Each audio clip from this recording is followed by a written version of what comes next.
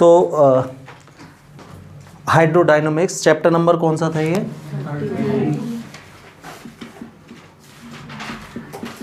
Chapter 13 hydrodynamics.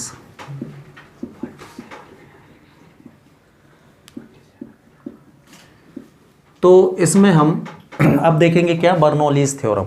Last time हमने क्या देखा था इसमें, प्रिंसिपल ऑफ कंटिन्यूटी देखा था, है ना। अब देखो बर्नौलीज थ्योरम से पहले, है ना, इसने किसी फ्लोइंग लिक्विड में कौन कौन सी एनर्जी होती है वो हमने देखा था। एक बार दोहरा लेते हैं, कौन कौन सी एनर्जी होती है भाई फ्लोइंग लिक्विड में? एक तो प्रेशर एनर्जी, है ना, प्रेशर एनर्जी का फॉर्मूला प्रेशर इनटू वॉल्यूम, कैसे ये भी बताया था मैंने, है ना। फिर काइनेटिक एनर्जी हाफ mv² और पोटेंशियल एनर्जी mgh। फिर इसी में हमने, है ना, दो और प्रकार का यूनिट मास की प्रेशर एनर्जी क्या थी? P/D, है ना, कैसे वो भी पता है। फिर यूनिट वॉल्यूम की ओनली P, बिल्कुल ठीक। Kinetic energy of unit mass half v², m की जगह 1 हो जाएगा। और यूनिट वॉल्यूम, हाँ, m की जगह d आ जाएगा, हाफ dv²। क्यों? Mass is equal to volume into density, तो वॉल्यूम हो गया 1 तो डेंसिटी बचेगी इसमें। सिमिलरली PE यूनिट मास की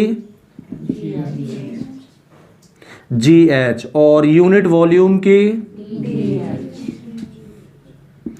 DGH। ठीक, तो बर्नौली ने ये बोला कि अगर कोई आइडियल लिक्विड मतलब अनकंप्रेसिबल एंड नॉन विस्कोस लिक्विड किसी ट्यूब में स्ट्रीमलाइन फ्लो में बह रहा है, तो उसकी यूनिट मास की टोटल एनर्जी का मतलब होता है sum of pressure, kinetic and potential energy के टोटल को हम क्या बोल देते हैं? टोटल एनर्जी, इन तीनों के सम को। ठीक है, तो यूनिट मास की तीनों energies,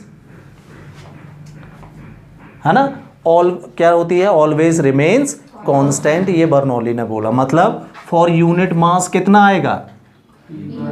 P/D plus half v² plus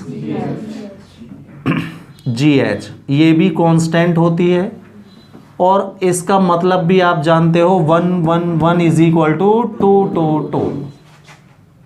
जैसे P1 V1 is equal to P2 V2, अपन उसमें केमिस्ट्री में भी यूज करते होगे ना आप, बॉयल का लॉ, है ना।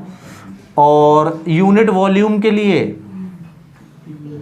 P plus half dv² plus DGH, ये कांस्टेंट होता है। तो अकॉर्डिंग टू बर्नौली, है ना, if an ideal liquid is flowing in a tube and its flow is streamline flow, then the total energy of per unit mass or per unit volume is constant according to Bernoulli। ठीक है, तो Bernoulli theorem proof करने के लिए हम एक ideal liquid हमने मान लिया है किसी ट्यूब में फ्लो हो रहा है। तो ये सपोज XY एक ट्यूब है जिसके दो डिफरेंट क्रॉस सेक्शन आपको दिख रहे होंगे, है ना। X पर, इस पर कोई फ्लो आइडियल लिक्विड जो है वो स्ट्रीमलाइन फ्लो में बह रहा है अंदर इस डायरेक्शन में, मतलब नीचे से ऊपर की ओर पानी चढ़ रहा है नली में, राइट।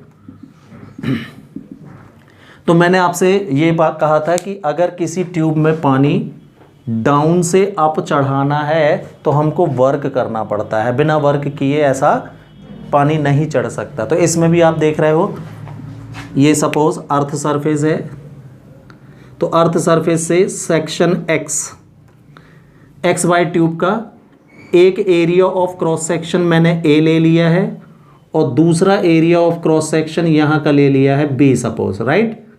तो आप देख रहे हो कि सेक्शन ए की ज़मीन से हाइट सपोज h1 और सेक्शन बी की हमने ज़मीन से हाइट h2 ले ली है।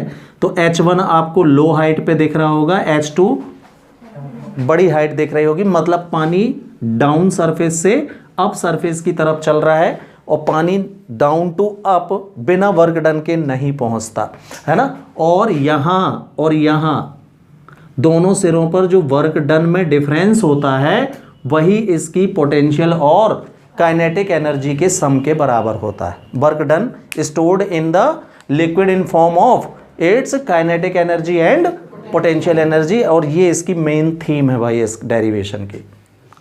ठीक, तो हमने मान लिया है क्या कि एक्स वाई एक डिफरेंट क्रॉस सेक्शन वाली ट्यूब है, ए और बी इसके दो डिफरेंट क्रॉस सेक्शन है। ए का एरिया, सेक्शन ए का एरिया हमने A1, यहाँ पर वेलोसिटी ऑफ लिक्विड V1 और प्रेशर यहाँ पर कितना है सपोज P1 है लिक्विड का। सेक्शन बी का एरिया है A2, वेलोसिटी ऑफ लिक्विड कितनी है V2 and pressure is, let the height of section A be H1 and the height of section B be H2 and the density of liquid flowing inside the tube be D। ये हमने assume कर लिया, clear. तो अब हम देखें, figure बना लो पहले इसका, है ना, फिर सीधे लिख लेना।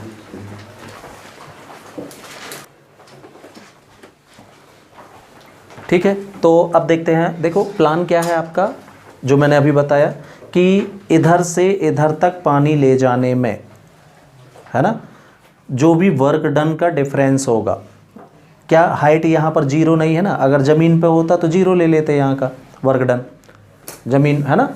तो यहाँ पर तो हम क्या करेंगे, पॉइंट ए पर टोटल वर्क डन निकालेंगे, फिर पॉइंट बी पर टोटल वर्क डन निकाल लेंगे।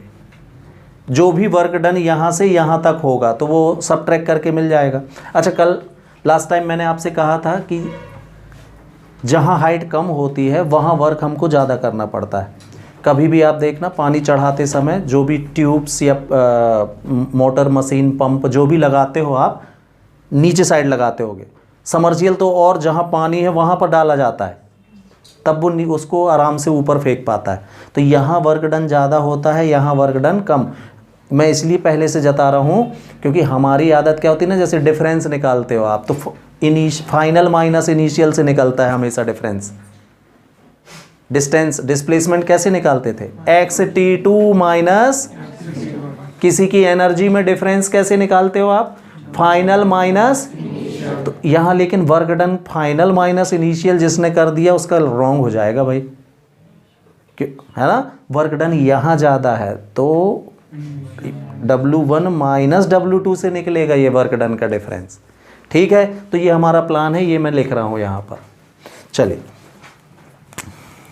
तो देन ये बताएं आप, फोर्स अप्लाइड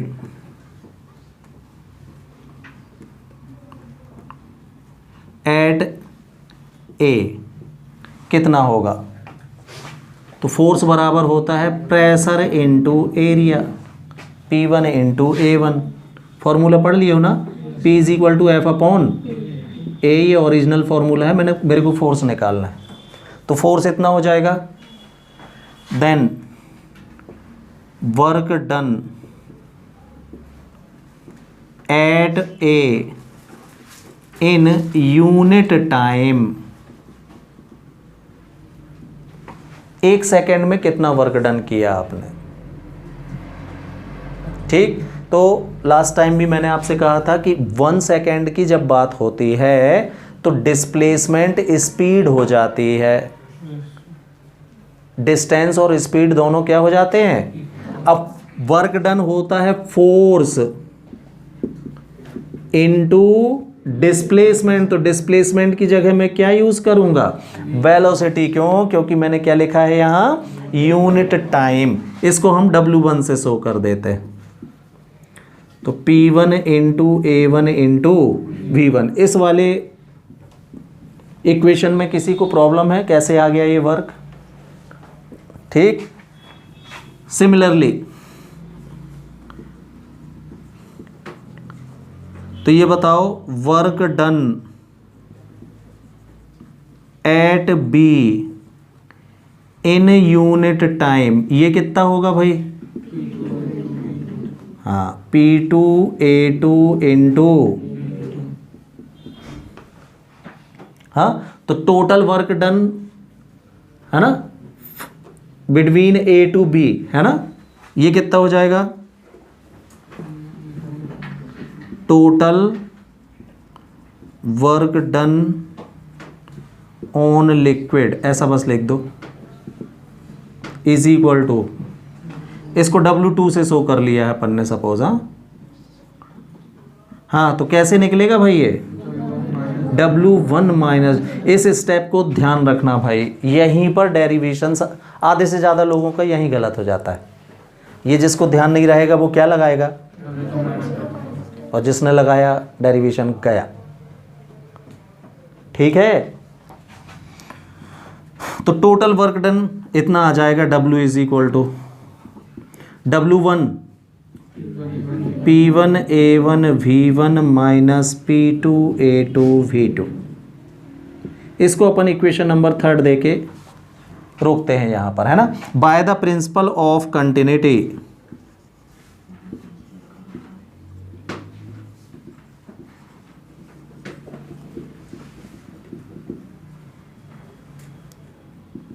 कंटिन्यूटी के प्रिंसिपल से क्या होता है? हाँ, A1 V1 is equal to, ये बोलता है प्रिंसिपल ऑफ कंटिन्यूटी कि जब the product of area and velocity is always remains constant. कब? जबकि स्ट्रीमलाइन फ्लो हो। तो ये तो स्ट्रीमलाइन ही है, बर्नौली ने भी, और आइडियल लिक्विड ही है, तो प्रिंसिपल ऑफ कंटिन्यूटी लग जाएगा इसमें। देखो इसमें एरिया इनटू वेलोसिटी, ये वॉल्यूम कहलाता है क्या? लास्ट टाइम भी बताया था मैंने, एरिया इनटू वेलोसिटी वॉल्यूम है एक्चुअली ये। हाँ, मैंने इसमें क्या किया, डेंसिटी का दोनों साइड मल्टीप्लाई कर दिया भाई।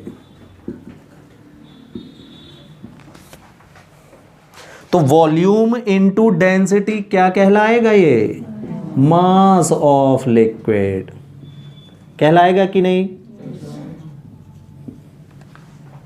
हाँ, तो मैंने D का दोनों में मल्टीप्लाई किया और इज इक्वल टू M लिख दिया। कोई प्रॉब्लम है इस वाली स्टेप में? नहीं। तो यहां से ये बताओ A1 V1 की वैल्यू क्या मिलेगी?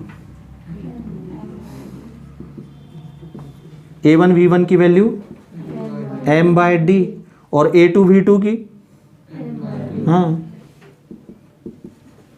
तो A1 V1 is equal to A2 V2 is equal to कितना? M/D मिलेगा हमको, मिलेगा। ये वैल्यू उठा के इक्वेशन नंबर 3 में रख रहे हैं हम। तो बाय इक्वेशन 3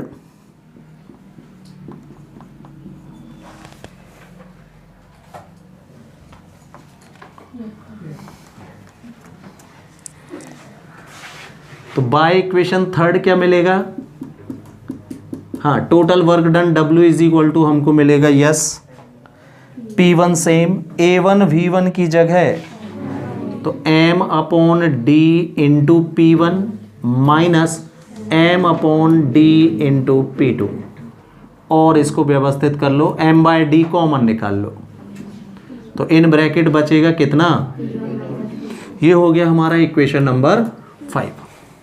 ये हमने पानी को या लिक्विड को यहां से यहां तक बहने में जो वर्क डन करना पड़ा वो हमने निकाल लिया। अब ये वर्क डन किस में चेंज के बराबर होगा? इसकी काइनेटिक एनर्जी और पोटेंशियल, दोनों एनर्जी होंगी। बह भी रहा है तो काइनेटिक एनर्जी भी होगी, और जमीन से हाइट पर है वाटर या लिक्विड तो इसमें क्या? पोटेंशियल भी होगी। ये वर्क डन पोटेंशियल और काइनेटिक एनर्जी में जो चेंज होगा उसके बराबर होगा। तो हमको फिर से अब यहाँ कितना चेंज हुआ है P में और Ke में वो भी निकालना पड़ेगा। ठीक, तो अपन बोलते हैं क्या? काइनेटिक एनर्जी, चलो अगेन काइनेटिक एनर्जी एट ए, ये कितनी होगी भाई? हाफ एम वी वन का स्क्वायर। मास तो एक जैसा ही रहता है ना, मास नहीं बदलता है ना। काइनेटिक एनर्जी एट बी, ये कितनी? Half M we two square होगी। Now change in kinetic energy is equal to, ये कितना? हाँ, अब ध्यान से भाई, फाइनल माइनस चेंज तो वैसे ही निकाले जाते हैं, यहां पर वर्क डन में क्या हो रहा था? तो हाफ एम वी टू का square minus half M V one का स्क्वायर, ये आ जाएगा। ये चेंज इन काइनेटिक एनर्जी आ गई। इक्वेशन नंबर 6 दे दिया हमने इसको। कोई डाउट है? चलिए नाउ अगेन पोटेंशियल एनर्जी देख लेते हैं अपन। Potential energy at A m ji H one, height इसकी h1 है। Potential energy at B m ji H two होगी। Now change in potential energy,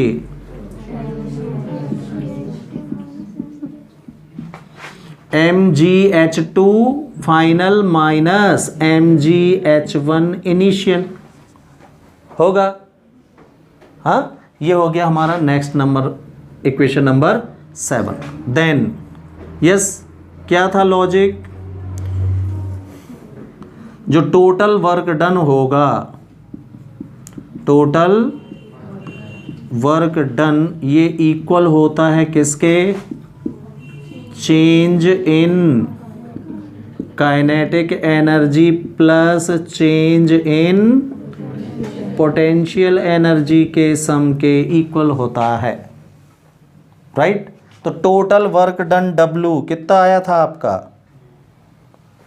कहाँ है? ये है, यहीं पर है सारी वैल्यूज। हाँ, m/d in bracket P1 minus is equal to change in kinetic energy कितना आया था? Half M we two square minus half M V one square. और चेंज इन पोटेंशियल एनर्जी कितना आया था? एम जी H two minus M G H one, right?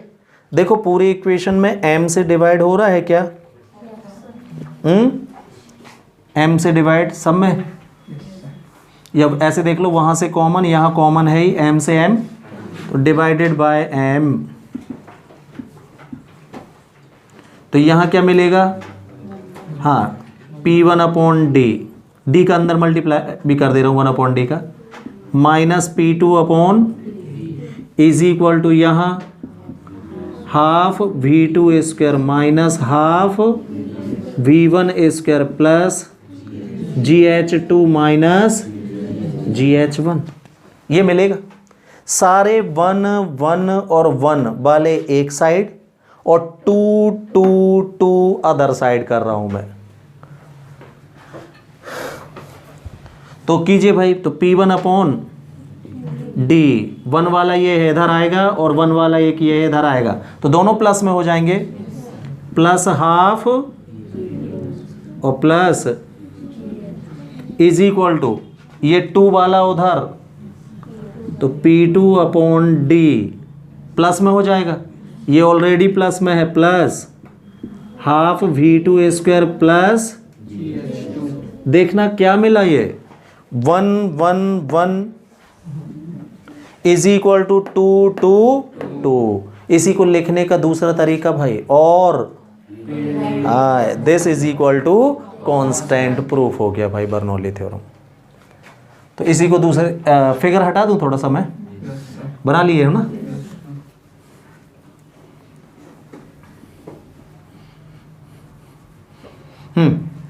तो और करके इसी को क्या लिख सकते हो आप? यस, 1 1 नहीं लिखेंगे आप, P/D plus half v square plus g h is equal to क्या, constant, and this is the Bernoulli theorem. और पूरे इक्वेशन में डी का मल्टीप्लाई बाय डी भाई, तो डी का मल्टीप्लाई करोगे तो इसमें डी का और इसमें डी का, ये किसकी आ गई, यूनिट वॉल्यूम की, इज इक्वल टू ऑल्सो, तो दोनों थ्योरम प्रूफ हो गए भाई। ऐसा बोला था बर्नौली ने कि ये कांस्टेंट होता है। क्लियर है? तो देखो बर्नौली थ्योरम ये है ना। इसमें एक स्पेशल केस डिस्कस करते हैं हम, है ना। स्पेशल केस क्या है कि अगर ट्यूब आपकी सीधी हॉरिजॉन्टल है ऐसे, तो आप अपने फिगर में देख के बता सकते हो भाई, अगर ट्यूब टोटल हॉरिजॉन्टल हो गई तो क्या हो जाएगा। तो when tube is horizontal then, हाँ, दोनों सिरों की हाइट कैसी हो जाएगी, एकदम एक जैसी हो जाएगी, H1 और H2 हो जाएगी। इज इक्वल टू हमने H लेट कर ली भाई, ये दोनों बराबर हो गए। तो बर्नौली थ्योरम कैसा हो जाएगा, देन बाय बर्नौलीज थ्योरम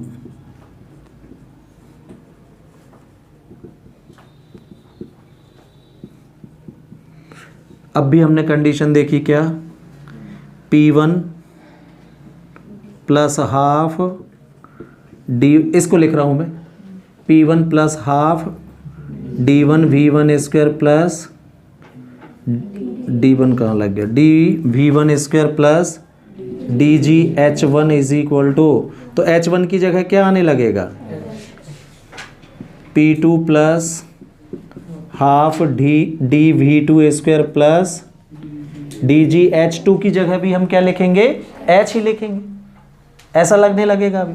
तो DGH से DGH, हाँ, इसका साइड चेंज, तो P1 माइनस P2, इसका उधर साइड चेंज कर देते हैं, तो हाफ डी V2 स्क्वायर और minus half D V1 square, तो हाफ डी कॉमन ले लिया, तो माइनस में क्या बचेगा। तो अगर ट्यूब हॉरिजॉन्टल है तो बर्नौली थ्योरम का फॉर्मूला ये लगेगा, फिर भाई ध्यान रखना, है ना। लिखने के दो तरीके, देखो P1 माइनस P2, अभी इसमें मैं P1 को वहां और इसको भी तो यहां भेज सकता था, तो यहां P1 माइनस P2, तो यहां V2 माइनस V1 चलेगा। और अगर यहां आप P2 माइनस P1 लिख रहे हो तो वहां क्या आ जाएगा फिर, तो ये ध्यान रखना, दोनों तरीकों से लग जाता है, ठीक है। तो ये फॉर्मूला है, स्पेशल फॉर्मूला है for when the tube is horizontal. तो जब भी ट्यूब हॉरिजॉन्टल होगी तो बर्नौली थ्योरम ऐसा वाला नहीं, ये लगेगा। क्लियर है? ठीक है।